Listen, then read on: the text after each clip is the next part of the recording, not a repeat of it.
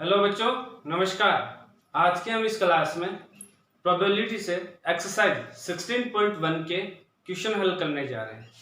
पिछली क्लासेस के वीडियो में हमने 1 से लेकर 10 तक क्वेश्चन हल कर लिए हैं। आज हम क्वेश्चन नंबर 11 से स्टार्ट कर रहे हैं। जो बच्चे आज पहली बार मेरे YouTube channel Rakesh Sharma maths अड्डा से जुड़ रहे हैं या मेरे पहली बार वीडियो लेक्चर ले रहे हैं, वो सबसे पहले मेरे यूट्यूब चैनल को सब्सक्राइब कीजिए। अब देखते हैं क्वेश्चन नंबर 11। कहा गया है एक बक्से में 10 कार्ड हैं जिन पे 1 से लेकर 10 अंक लिखे गए हैं, उन्हें अच्छी तरीके से मिलाया गया है। इस बक्से में एक कार्ड यादृच्छिक निकाला गया है। यदि यह ज्ञात हो कि निकाले गए कार्ड पर अंक 3 से अधिक है तो इस अंक के सम होने की क्या निकालनी है, प्रायिकता ज्ञात करें। इसका मतलब हुआ हम कहेंगे कि दिया गया है, क्या दिया गया है, प्रतिदर समिष्ट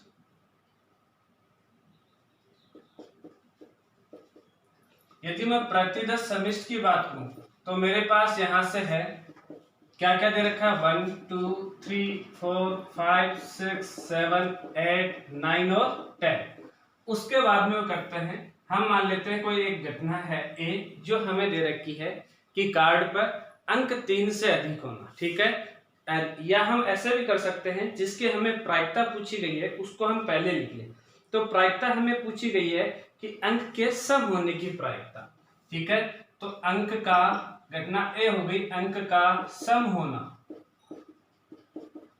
तो यहां से मैं इसकी यदि कंडीशन लिखूं, ठीक है, घटनाएं देखें तो सम अंक कौन कौन से आ रहे हैं, 2 4 6 8 और क्या आया 10, ठीक है। दूसरी घटना है, वह दे रखा है कि हमारे पास कार्ड पर अंक है वो 3 से अधिक है।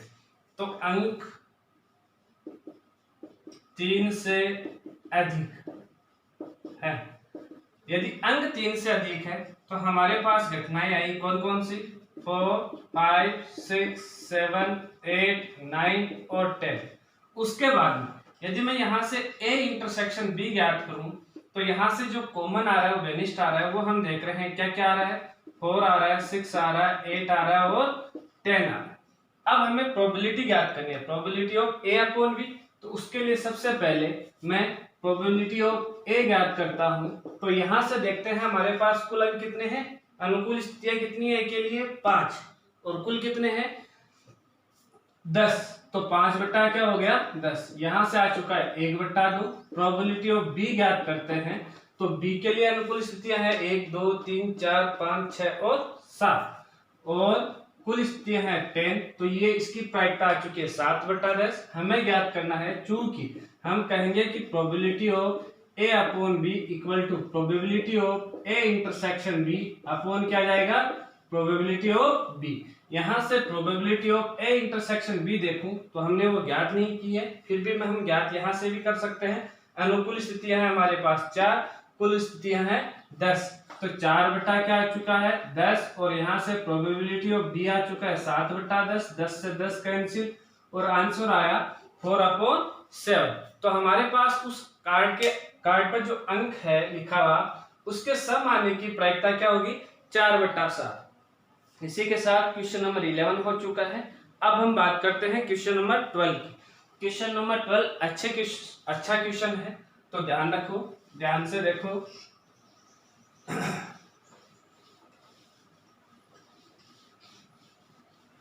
तो देखो क्या कहा गया है, हमें कहा गया है क्वेश्चन नंबर 12 में कि एक पाठशाला में 1000 विद्यार्थी हैं, उनमें से 430 लड़कियां हैं। यदि यह ज्ञात हो कि 430 में से 10% लड़कियां कक्षा 12th में पढ़ती हैं, क्या प्रायिकता है कि एक यादृच्छिक चुना गया विद्यार्थी कक्षा 12th में पढ़ता है, यदि यह ज्ञात हो कि चुना गया विद्यार्थी क्या है, लड़की है।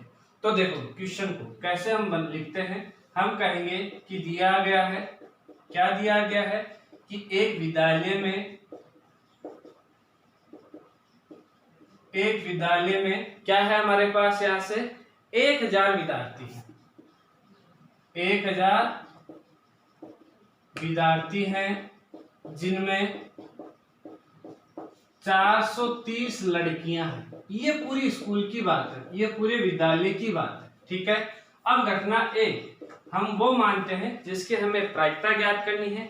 क्या है? चुना गया विद्यार्थी लड़की है। यदि यह है ज्ञात, तो ये तो ज्ञात है। हमें क्या पूछा गया है, क्या किसकी प्रायिकता पूछी गई है कि एक यादृच्छिक चुना गया विद्यार्थी कक्षा 12th में पढ़ता है। तो हम कहेंगे कि विद्यार्थी कक्षा 12th में पढ़ता है। ठीक है, यहां से हमारे पास कोई डाटा नहीं है, केवल और केवल हमारे पास जो डाटा है वो किनके हैं? लड़कियों के। दूसरा है बी में हमारे पास यहां से क्या है? यहां से दे रखा है कि जो ज्ञात है कि चुना गया विद्यार्थी लड़की है। अब यहां से हम कहेंगे कि चुना गया विद्यार्थी लड़की है। ठीक है, अब देखो मैं यहां से इनकी प्रायिकता लिखता हूं। हमारे पास दे रखा है कि एक विद्यालय में 1000 विद्यार्थी हैं, जिनमें से 430 क्या है? लड़कियां हैं। पहली बात, हमें ये नहीं दे रखा कि हमारे पास कक्षा जो 12th है उसमें कितने विद्यार्थी, पहली कंडीशन होगी। दूसरी, तो इसके लिए हम यहाँ से डाटा, यहाँ से हम इसकी प्रायिकता नहीं ज्ञात कर सकते। दूसरी कहानी क्या कही गई इसमें? यहाँ से ये कहा गया है कि यह ज्ञात हो कि 430 में से 10% लड़कियां कक्षा 12th में पढ़ती है। हमें एक बात और कही गई है, क्या? कि 430 जो लड़कियां हैं पूरी स्कूल में, पूरे विद्यालय में, उसमें से 10% जो लड़कियां हैं वह कक्षा किस में है? 12 में। कक्षा किस में है? 12 में पढ़ती है। तो यहां से मैं देखूं तो ए इंटरसेक्शन यदि मैं बी ज्ञात करता हूं तो यहां से ए इंटरसेक्शन बी क्या आएगा? देखो इन दोनों में से क्या आएगा? वह आएगा हमारे पास कि कक्षा 12 में लड़कियां, कक्षा 12 की लड़कियां, यही तो आएगा कक्षा 12 की लड़कियां। कैसे आया? देखो ए में से देखें तो विद्यार्थी कक्षा 12 में पढ़ता है, तो कक्षा 12 में लड़का और लड़कियां दोनों हैं। ठीक है, और चुना गया विद्यार्थी क्या है? लड़की। ये पूरी स्कूल में से, यदि हम इन दोनों में से कॉमन देखें तो हमारे पास कॉमन क्या है? कक्षा 12 की लड़कियां।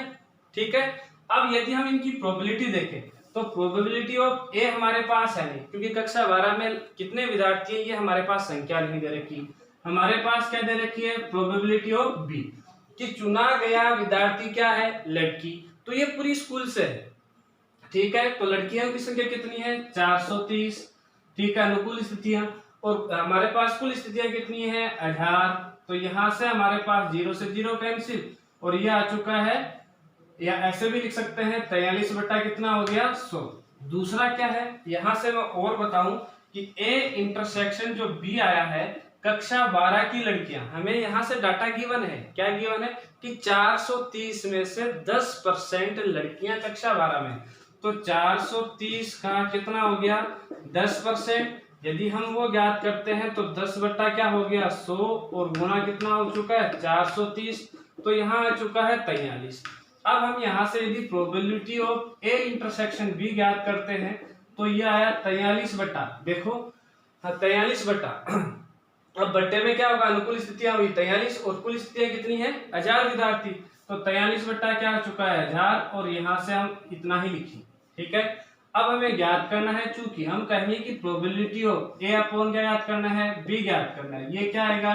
Probability of A intersection B upon probability of क्या आ चुका है? बी। यहाँ से ए इंटरसेक्शन बी देखूं तो हमारे पास आया कि 43 बट्टा कितना आ चुका है? 1000, और यहाँ से प्रोबेबिलिटी ऑफ बी देखें तो यह आ चुका है 43 बट्टा कितना आ चुका है? 100।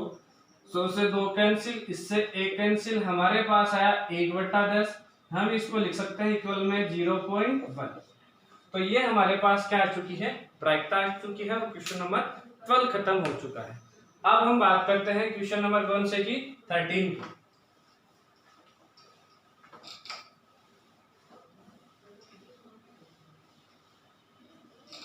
तो देखो क्वेश्चन नंबर 13 में क्या है? क्वेश्चन नंबर 13 में हमें कहा गया है, क्या कहा गया है?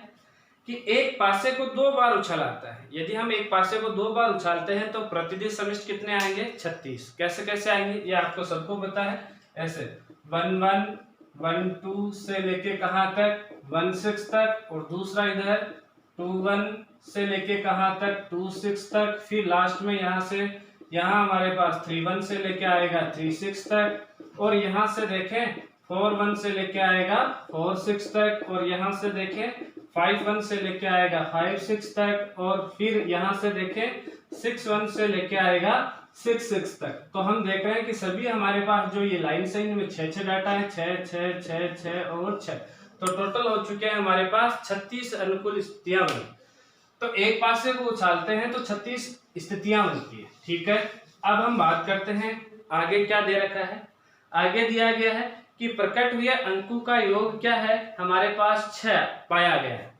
अंक 4 के कम से कम एक बार प्रकट होने की हमें क्या निकालनी है, सह प्रतिबंध प्रायिकता ज्ञात करनी है। तो हम यहां से कहेंगे कि दिया गया है, क्या दिया गया है, एक पासे को 2 बार उछालने पर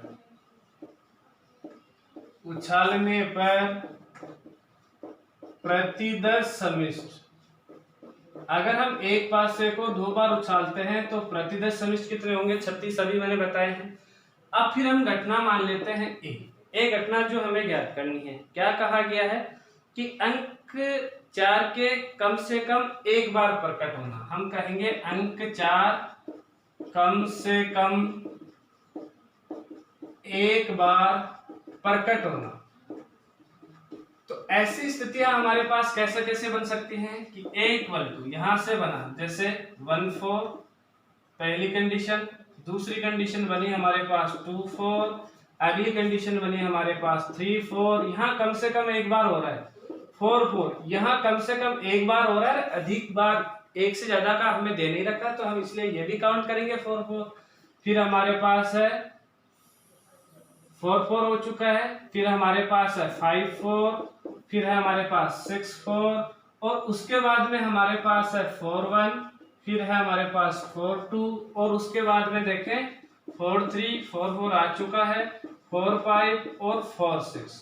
ठीक है, मैं यहां से इनको काउंट करता हूं तो कितनी कंडीशन बनी, 1 2 3 4 5 6 7 8, 8 3 हो चुके हैं 11। दूसरी घटना है बी जो हमें ज्ञात है।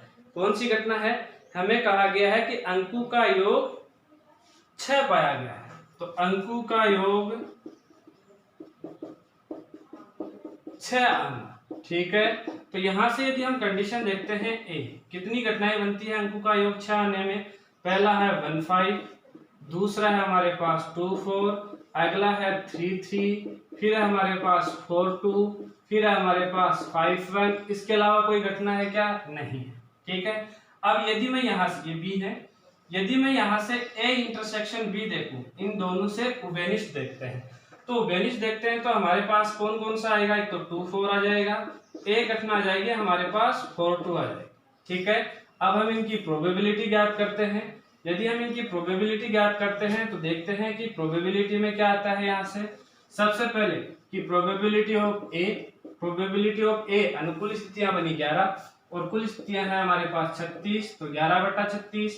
दूसरा है प्रोबेबिलिटी ऑफ बी, यहाँ से अनुकूल स्थितियां बनी हमारे पास 5, और कुल स्थितियां हैं 36, तो 5/36। फिर है probability of A intersection B, अनुकूल स्थितियां हैं हमारे पास 2, और कुल स्थितियां बनी हमारे पास 36, तो 2 क्या आ चुका है 36।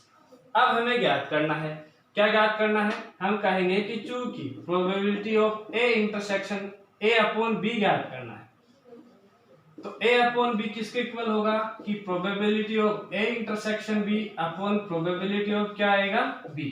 यहां से probability of a intersection b देखें तो 2/36, और प्रोबेबिलिटी ऑफ b देखें तो 5 अपॉन क्या आ चुका है 36। 36 से 36 कैंसिल हो चुका है, यहां से आ चुका है 2/5। तो हमारे पास प्रायिकता क्या आ चुकी है 2/5। अब हम अगले क्वेश्चन की तरफ चलते हैं। क्वेश्चन नंबर है 4। अच्छा क्वेश्चन है, ध्यान देने योग्य बात है। ठीक है, थोड़ा सा अलग है, सबसे हटके क्वेश्चन है, तो आप बिल्कुल आराम से सोच समझ के, सोच विचार करके इस क्वेश्चन को देखिए। अब हम बात करते हैं, क्वेश्चन नंबर हमारे पास है 14। क्वेश्चन नंबर 14 की यदि बात करूं तो कहा गया है एक सिक्के के उछालने के परीक्षण पर विचार कीजिए। एक सिक्के को उछालने के परीक्षण पर हमें विचार करना है। हमें कहा गया है कि यदि सिक्के पर चित्त प्रकट होता है तो सिक्के को पुनः उछालते हैं। अब देखो ये एक हमारे पास सिक्का है, ठीक है, मैं यहाँ से ऐसे सिक्का बनाता हूँ कि ये हमारे पास एक सिक्का है, इसको उछालता हूँ, तो इसको उछालता हूँ तो हमारे पास दो ही कंडीशन आती है, या तो क्या आए, हेड आए, या फिर हमारे पास क्या आए, टेल आए। या तो हेड आए और फिर हमारे पास क्या आ सकता है, टेल आ सकता है। अब क्या कहा गया है, यहां से कहा गया है कि यदि सिक्के पर चित्त प्रकट होता है तो हम सिक्के को पुनः उछालें।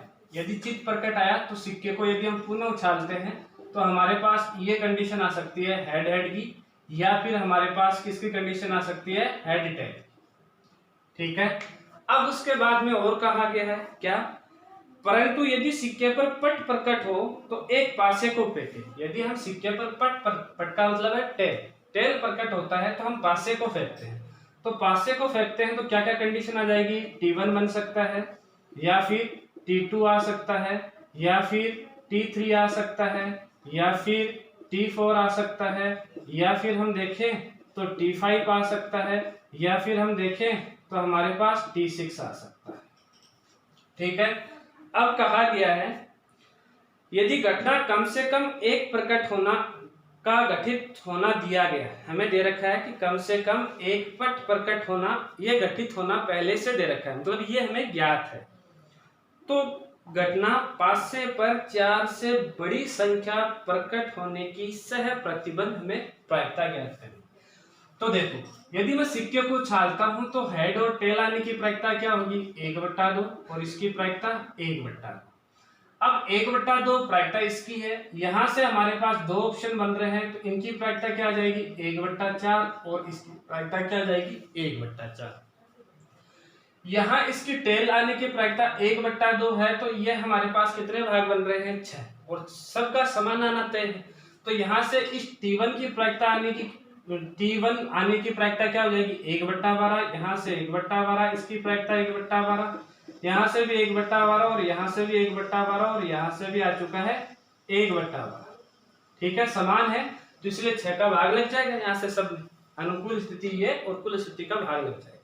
ठीक है, अब कहानी आती है कि हमें कहा गया है, क्या कहा गया है, हमें ये दिया गया है कि कम से कम जो ज्ञात है और प्रतिबंध है पासे पर 4 से बड़ी संख्या प्रकट होना। तो पहली जो घटना है उसको हम मान लेता हूं। ठीक है, तो यहां से घटना ए मान लेते हैं। घटना ए में क्या है कि पासे पर क्या दे रखा है कि पासे पर 4 से बड़ी संख्या प्रकट होगा, पासे पर 4 से बड़ी संख्या प्रकट होना ये है। तो यहां से ए देखें तो ए में हमारे पास क्या है कि पासा जो भी हम फेंकते हैं उस पासे पर हमारे पास 4 से बड़ी अंक, पासे पर 4 से बड़ी अंक आना चाहिए। तो 4 से बड़ा अंक में देखें तो पासे पर कौन कौन सा आ रहा है, T5, और कौन सा आया हमारे पास, T6 आया। ठीक है, दूसरा देखें बी घटना, तो बी घटना में हमारे पास क्या है, यहां से दिया गया है बी जो स्टेटमेंट है उसमें हम देखते हैं क्या दे रखा है कि कम से कम एक पट प्रकट होना, कम से कम एक पट प्रकट होना। इसका मतलब क्या हुआ, इसका मतलब ये हुआ हमारे पास बी कि एक टी आना चाहिए। टी कहाँ कहाँ आ रहा है, पहली जो कंडीशन बन रही है वह एच टी, दूसरी कंडीशन में आ रहा है T1, फिर आ रहा है T2, फिर आ रहा है T3 और फिर आ रहा है हमारे पास T4, फिर आ रहा है T5 और फिर आ रहा है हमारे पास यहां से T6। यही बात आई। ठीक है, अब हम देखते हैं कि ए इंटरसेक्शन बी देखें तो इन दोनों में वेनिस्ट क्या आ रहा है, यहां से आ रहा है हमारे पास T5 और आ रहा है T6। ठीक है, सब में कोमा लगा देते हैं इनमें, T5 और क्या आ रहा है, T6 आ रहा है। अब हम इनकी प्रायिकताएं ज्ञात करते हैं। सबसे पहले बात करते हैं प्रायिकता की, इसकी आवश्यकता नहीं रहेगी कि probability of A upon B ज्ञात करेंगे तो हमें probability of A intersection B upon probability of B चाहिए। तो हम बात करते हैं तो प्रोबेबिलिटी ऑफ बी की, तो हम कहेंगे कि प्रोबेबिलिटी ऑफ बी। अब देखो एच टी की प्रोबेबिलिटी क्या है, यहाँ से 1/4 टी, फिर इन सब की प्रोबेबिलिटी देखनी है तो इनको सबको क्या करेंगे, ऐड करेंगे। और ये जो ऐड वाला जो तरीका है ये हम कक्षा 11th में पढ़ चुके हैं योग सिद्धांत में।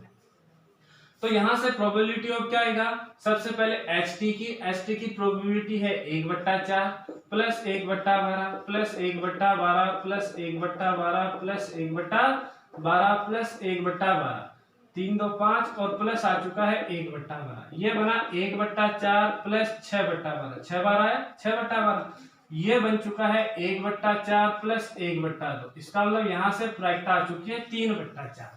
अब हम बात करते हैं probability of A intersection B की।